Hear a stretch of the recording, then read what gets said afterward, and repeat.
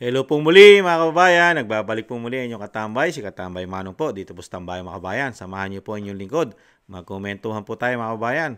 Bago po tayo magumpisa, magandang umaga po muna, tanghali, hapon, gabi, madaling araw po sa atin lahat, saan man sulok ng bansa o mundo tayo naroon. Naway maingatan po tayo mga kababayan.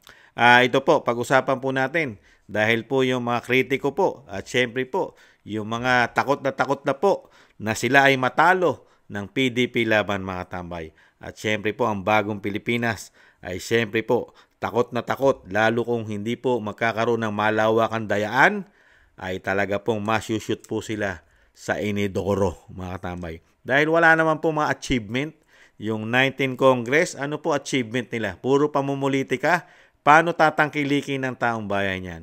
At nakikita naman natin, gada rally nila, pati pulis, ay nagagamit po, pamparami mga tambay, pamparami po ang mga pulis ay nagagamit pa sa rally na nababago pa ang imahe at kulay ng uniforme ng mga pulis natin. Nagiging kulay pula na rin mga kababayan. Nakakahiya po para sa institusyon ng mga kapulisan natin. Nagagamit na rin sila sa politika yata. At syempre po, nakikita po natin, wala pong performance, walang maipagmamalaki po ang bagong Pilipinas. Lalo po sa mga rally, puro paninira lang po ang ginagawa nila sa dating Pangulong Duterte sa PDP laban. Wala po kasing maipagmamalaking maraming magagandang programa sa loob ng 3 taon. Maliban po, dalin tayo sa 3 taon daw po na puro korupsyon ayon sa dating Pangulong Duterte at kay Atty. Vic at kay Vice President Sara Duterte. Kaya po, lahat na lang po ay gagawin nila. Ngayon po, yung pagbibiro po ng dating Pangulong Duterte, nagbiro po siya doon sa proclamation rally po nila. Nagbiro po siya na kung gustong makapasok nila, ang biro ay kailangan daw po kumitil pa ng buhay ng mga senador. Gagawin ba ng Pangulo yon, ng dating Pangulo? Sanay na sanay tayo sa kanyang mga biro. Di ba? Kaya lang, dito po sa wala yatang kapag-pagasang manalo, ay siyempre, gagawa sila ng paraan para daw po ito masiraan at maimbestigahan pa sa NBI mga tambay. Pero sinagot naman po ni Senator Bato de la Rosa ang issue po mga tambay. Pakinggan po natin ang balita. Giniit naman ni Senator Ronald Bato de la Rosa na biro lamang ang pahayag ni dating Pangulong Rodrigo Duterte tungkol sa pagpatay sa mga senador at hindi dapat bigyan man ng mabigat na kahulugan. Sa isang panayam, sinabi ni De La Rosa na matagal na niyang kilala ang dating Pangulo sa ganitong klaseng pagsasalita at malinaw na nagpapatawa lamang ito. Samantalang nagpahayag naman ng pagkabahala si Pangulong Ferdinand Marcos Jr. sa paggamit ng paraang may kaugnayan sa karahasan bilang kasangkapan sa politika. Narinig lang natin nung isang araw. Walang daw pag-asa. Siguro, kanina wala silang pag-asa. Kaya papatay na lang sila ng 15 na senador. Talaga, sabagay. Mahirap naman yung ibang tao. Ang iniisip lang nila, ang kaisa-isang solusyon sa lahat ng problema ay pumatay pa ng Pilipino. Nakakapagtaka kung bakit ganun. Sabagay, ang Pangulong Marcos, ang solusyon lang sa mga Pilipino ay 3 taong korupsyon at flood control na hindi po maipaliwanag. How many billions? Mahigit 500 plus billion ang hindi po maipaliwanag. Ang ating kagintuan at sinasabi po ni dating Pangulong Duterte, Atty. Vic, sino ang bumili at saan napunta ang pinagbilan mga kababayan. At ang siniro nila, subsidy ng PhilHealth at paglipat po ng hindi bababa sa 89 billion sa PhilHealth, GSIS, SSS, Maharlika Investment Fund at marami pa. At ang tumataginting na 2025 national budget na napakarami pong nailagay na numero sa mga blanco na hindi bababa sa 241 billion mga tambay. At ang hindi pa po nakakalimutan ng taong bayan ang pirma para ma-impeach sa Kamara. Mga kababayan, hindi bababa sa 100 million pataas ang pirmahan. Napakarami pong solusyon ang nagagawa po nila ng Pangulong Marcos. At ang hindi makalimutan lalo ng mamamayan, tayo mga Pilipino, ang issue po ng droga, ang droga issue ng Pangulong Marcos. Gumagamit daw po ito ng pulburon, mga katambay. Pulburon. Mga kababayan, ganyan po katindi ang paggamit po. Pulburon issue. Ayon na po yan kay Kati Binag. Ito po, isama rin po sana, tingnan nyo po yung sa Bagong Pilipinas. Mga kababayan, napakaraming issue po na problema ng ating bansa. Korupsyon, kahirapan, bagsak ng ekonomiya, di ba? Napakataas na inflation na hirap makakuha tayo ng trabaho, walang trabaho halos, napakamahal na bilihin, korupsyon, droga. Ito po ay nahuli na po yata ito. Pero laganap na naman po ang droga yan. Oh. Tingnan niyo po, gumagamit. Oh.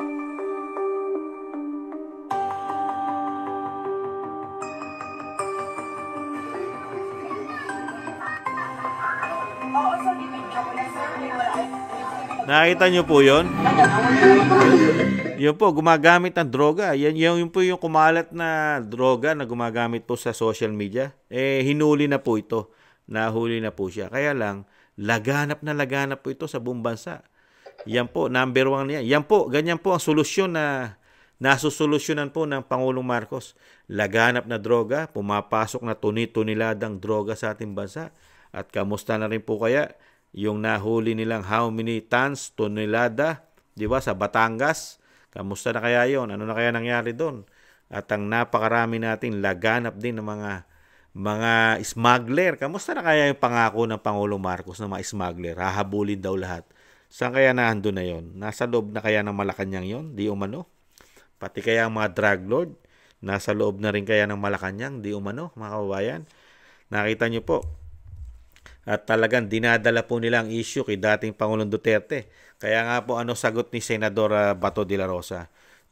Hindi na bago sa dating Pangulong Duterte yan. Nanalo nga yan, ganyan, mabiro yan di ba? At hindi lang po yan ang ginagawa niya. Kahit nga po ang presidente ng ibang bansa, katulad po ng dating presidente Barack Obama, di ba? Kung ano-ano nga po ang pinagsasabi niya nga dyan, di ba? Kay Barack. Pati po nga, di po ba? Pati pa nga Papa sa Roma nakarinig po sa kanya ng hindi maganda dahil ganyan po ang dating Pangulong Duterte. Masalita, maboka, pero hindi naman niya po ginagawa yan. Galit na galit lang po siya sa mga kriminal, sa mga drug lord, sa mga lumalaban sa gobyerno, di ba? Mga NPA, mga CPP, NPA. Diyan po siya galit sa mga terorista, di ba? At lalong-lalo po sa mga narco politics, ninja cops. Diyan po siya galit na galit. At talagang handa po niyang ipagtanggol ang ating bayan. Lalong-lalo po sa mga nabanggit ko po, mga tambay. Handa niyang pumatay sa mga ganito. Drug lord, di ba? Mga terorista, di ba? Narco politics at mga korap na mga politiko, di ba? Diyan po siya galit na galit, mga tambay. At siyempre po sa mga oligarkong hindi nagbabayad ng buwis na tama. Mga kabayan, napakarami niya pong nagawa sa ating bansa. Saan ka ba nakakita? Pati po ang mga oligarko ay talagang napagbayad niya ng tamang buwis. Nakita nyo nga po, pati ang ABS-CBN dahil sa dami po ng ginawang anomalya sa atin, lalo sa ating kaperahan at lalo po sa ating mga Pilipino, ang mga manggagawa na hindi po nabigyan ng tama, lalo po nagtrabaho ng for how many long years, pero hindi po nabigyan ng tama, mga tambay, at napakarami pong hindi nabayaran, lalo po sa buwis. Di ba? Nasingil niya lahat, halos, ng buwis ng tama ang mga oligarko. Kaya nga po hindi siya gusto ng mga oligarko rin di ba? Hindi siya magugustuhan. At mga kabayan, saan lang po nila dinadala ang issue para po sila makakuha at mapagtakpan. Kasi kailangan po nila pagtakpan ng issue nila dahil kampanyahan Puputok po kasi lahat yun sa kampanya. Kasi unang-una, wala naman po sila achievement Dinala po tayo ng 19th Congress. Saan? Sa mga korupsyon, sa mga issue ng kaperahan, kahirapan. Di ba? Napakamahal na mga bayarin, napakamamahal, lalong-lalo na mga produkto pangangailangan natin bigas. Number 1, pangakong 20 pesos, hirap na hirap. Kaya lang nila binababa dahil panahon ng kampanya, kailangan nila makakuha ng boto. Pero never nilang magawa yan ng napakatagal ng panahon. Pagkatapos ng kampanyahan, bubulusok na naman yan. Yung presyo na yan, yung sinasabi nila. At hindi naman nila dadalhin sa buong Pilipinas yan, mga kababayan. Di ba? Napakarami po na issue po. Kaya po kailangan po nilang gumawa ng ibang issue dahil para mapagtakpan ang mga pambato. Kasi magiging issue po ito itong laganap na korupsyon. Kaya kailangan nilang dalhin sa impeachment. Ngayon, kailangan imbestigahan ng dating Pangulong Duterte sa issue na pagbabanta sa buhay ng mga senador. Kasi kailangan niya ng pag-usapan sa mainstream media Kasi pag hindi sila gumawa ng paraan, laging maungkat na maungkat ang issue, lalo sa social media, yung issue ng korupsyon. 2025, itong na 2025 national budget ng mga blanco na nalagyan ng 241 billion, di ba? At issue sa ginto, di ba? Nahandyan po lahat yan Issue sa PhilHealth, di ba? At issue sa flood control, issue sa Maharlika Investment Fund, di ba? At issue ng mga congressman at senador na hindi bababa sa 100 250 million pataas sa impeachment na ginawa nila sa Vice President Sara Duterte. Yung mga pinirmahan nila dyan. Di ba? Marami pong mga congressman ang nagpatotoo niyan, mga kababayan. Kaya po kailangan po nilang gumawa ng paraan. Una, kailangan maitwist, mailihis nila ang issue na pinaggagawa nila ng 19 Congress. Bistadong-bistado na po ang galawan po nila, mga kababayan. Lalong-lalo po ang media. Bistado na po natin ang galawan po nila. Kailangan dali nila ang issue sa Vice President, sa dating Pangulong Duterte para mapagtakpan ang issue po na ginawa nila ng 3 taon sa ating bansa, sa ating kaperahan, mga kababayan. At ang ginawa po nila na napakalaki po, na wala po silang nagawa, mga tabay. Ang ginawa nila, nada. Wala nga At maungkat din po rin kasi dyan yung 2 taong biyahe ng Pangulong Marcos na bibigyan daw tayo ng napakaraming trabaho at maraming mamumuhunan sa atin na mga kapitalista. Puro pledge ang nakuha natin. Puro sandamukal na pledge yata ang dala-dala natin pa uwi. Puro pangako. Ano po ba ang pledge? Di po ba? Promise. Pangako. Hindi po pera yan. Puro pangako. Wala naman nangyari Di ba? Saan tayo dinala? Dahil wala pong pumapasok na mga mamumuhunan sa ating bansa. Walang trabaho na maibigay ang gobyerno. Dahil nga laganap ang korupsyon sa loob ng 3 taon. Mismo si Atty. Vic, dating Pangulong Duterte, ang nagpatotoo at ang Vice President. Kontrolado ng 2 tao sa institusyon ng Senado at Kamara. Ang pera natin. Saan tayo dinala? 3 taong ayuda. Dahil wala nga silang magawa Kaya puro ayuda. Puro korupsyon ang nangyari sa ating bansa. Kaya po, ito pong ginagawa nila ay hindi na po ito bago, mga tambay. Mababasura lang yan. Mababasura, puro basura. Dahil nga po ito, pangtakip lang sa mga issue, lalo na kampanyahan. Lalabas kasi lahat ang issue nila. Korupsyon, walang nagawa ng 3 taon. Issue sa droga ng Pangulo. Issue na bangag. Adik, yung kay Cathy Binag na may hawak pa daw na USB. Ayan po, mga tambay. Ito po tangkilikin natin. Ulitin po natin ang sinasabi nilang Team Suka. Ayan po, yan po ang ating Team Suka. Yan po ang tangkilikin natin, mga tambay. Huwag na po natin tangkilikin ang 19 Congress na team na sinusuka. Huwag po tayo sa Team Bangag. Yung kay Cathy Binag, bangag. Huwag po tayo doon at huwag po tayo sa team sinusuka. Dito po tayo sa suka, mga tambay, na tinatawag nilang suka. Yan po ang PDP laban, mga kababayan. Yan, tandaan nyo po yan, mga kababayan, lalo po mga OFW.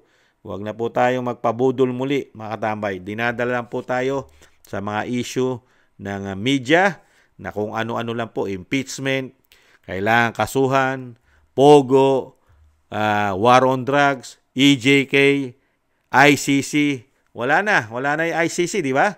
Dahil pinagbantaan na ni Donald Trump ang ICC, mga tambay. magkakaproblema ng ICC sa Amerika. Kaya tahimik na rin sila sa ICC ngayon dahil mismo ang ICC may problema sa Amerika. Kaya tahimik na sila ngayon Di ba mga kababayan? Saan nila dinadala ngayon? Sa NBI. Yan po mga kababayan, ang Team Sinusuka. Yan po ang Team Sinusuka ng Pangulo ng Pangulong Marcos Jr. na tinatawag na bangag at drug addict ayon kay Kati Binag at kay dating Pangulong Duterte. Yan po ang Team Bangag at Team Sinusuka, mga tambay. Ayon na mismo kay Kati Binag at dating Pangulong Duterte. At ito naman po ang ating team. Yan po ang PDP Laban, Team Suka, mga tambay. PDP Laban ni dating Pangulong Duterte at Vice President Sara Duterte. Yan po mga kababayan. Nakita na po natin ang pambato ng sinusuka at ang pambato ng suka, mga tambay. Doon tayo sa suka. Napakasarap ng suka. Lalo pag magluluto tayo ng adobo paksiw. Yung sinusuka, naku po, napakabantot nun mga tambay. Walang kagamit-gamit yon. Diretso na po sa inidoro yon. Pagka sinuka mo na. Diba mga kabayan? Maraming salamat po mga kabayan. Ito po, wag natin paniwalaan mga tambay. Kabisado po natin sila. Dahil wala na po silang ipagmamalaki sa taong bayan. Wala na po. Marami po silang dapat sagutin. Lalo po pag nanalo po ang Team Suka, pag nanalo po mga senador, at ang Team Suka po nating mga congressman sa representative na sa House of Representatives, manalo po ang Team Suka, mga congressman, sigurado po, mabubuksan na po ang isang damukal na korupsyon na wala pong nag-iimbestiga sa 19 Congress, mga tambay. Sa 20 Congress, mabubuksan na po lahat yan. Mabubuksan na po ng investigasyon, lahat. Flood control, ginto, at yung mga issue na pinagkukuha nila sa atin, GSIS, SSS, PhilHealth, at napakarami pang iba. At pati po ang issue ng droga ng Pangulong Marcos. Mabubuksan na po yan sa 20 Congress, mga kabayan. Huwag lang pong magkakadayan. Huwag na huwag po sana magpagamit ang COMELEC. Bantayan po natin ang COMELEC. Huwag na huwag po sana. Huwag na huwag po sana, mga kabayan. Yan na lang po ang pag-asa nila, mga kababayan. Dahil sinusuka na po sila di umano ng taong bayan, lalong-lalo na mga OFW nating kababayan na wala pong nakita sa kanila kahit isa na magandang nagawa nila, mga kababayan. Maraming salamat po sa nagusto po ng ating tambayang mga kababayan sa YouTube at TikTok. At ganoon din po sa mga nagko-comment, like, share, and subscribe. Maraming salamat po mga kababayan. Ingatan nawa. Sa muli. Paalam. Bye-bye.